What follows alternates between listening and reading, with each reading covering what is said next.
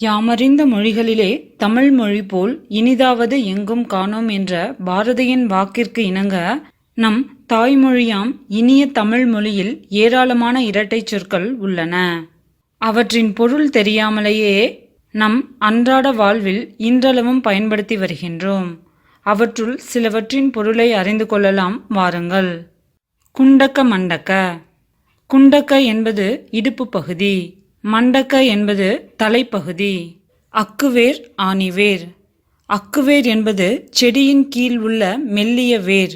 ஆணிவேர் என்பது செடியின் கீழ் ஆழமாக செல்லும் வேர். அரைகுறை.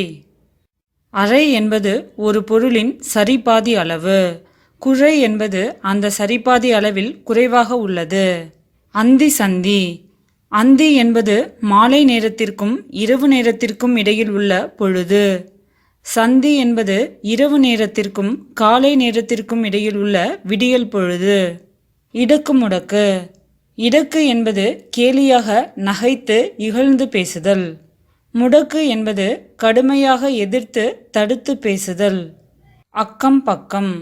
அக்கம் என்பது தன் வீடும் தான் இருக்கும் இடமும்.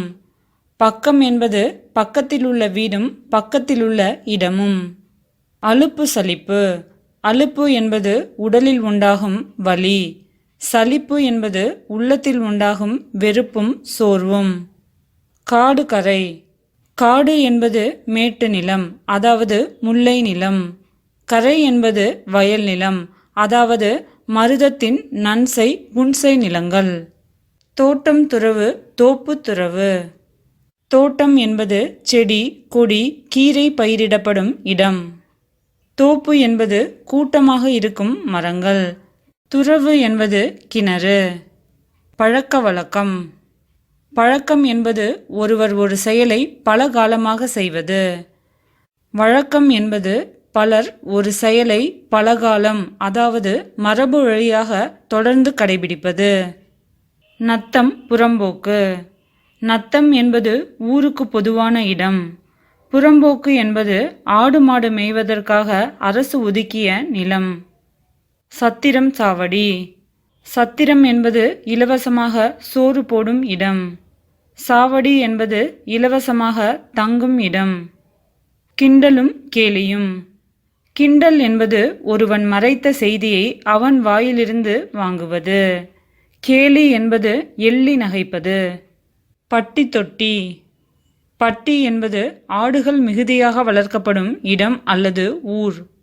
தொட்டி என்பது மாடுகள் மிகுதியாக வளர்க்கப்படும் இடம் அல்லது ஊர். ஒட்டு உறவு.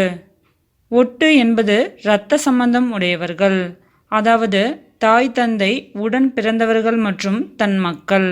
உறவு என்பது பெண் கொடுத்த அல்லது எடுத்த வகையில் நெருக்கமானவர்கள். கடைக்கண்ணி. கடை என்பது தனித்தனியாக அமைந்த வியாபார நிலையம். கண்ணி என்பது தொடர்ச்சியாக அமைந்த கடைகள் அல்லது கடை வீதி. பேரும் புகழும்.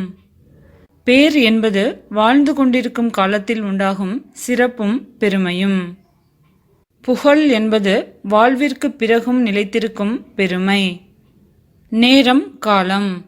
நேரம் என்பது ஒரு செயலை செய்வதற்கு நமக்கு வசதியாக அமைத்து கொள்ளும் பொழுது. காலம் என்பது ஒரு செயலை செய்வதற்கு பஞ்சாங்க அடிப்படையில் செய்ய முற்படும் கால அளவு. இது போன்ற இன்னும் சுவாரஸ்யமான இரட்டை சொற்களை தொடர்ந்து அடுத்த பதிவில் காணலாம். இதில் விடுபட்ட இரட்டை சொற்களை நீங்கள் அறிந்திருந்தால் பகிர்ந்து கொள்ளுங்கள். இந்த தகவல் மற்றவங்களுக்கும் பயன்படணும்னு நீங்கள் நினச்சிங்கன்னா ஷேர் பண்ணுங்க. இது போன்ற மேலும் நல்ல தகவல்களை பெற சப்ஸ்கிரைப் பண்ணிக்கோங்க. கூடவே பக்கத்தில் இருக்க பெல் ஐக்கன்ல ஆலையும் கிளிக் பண்ணிக்கோங்க. எல்லா புகழும் இறைவன் ஒருவனுக்கே.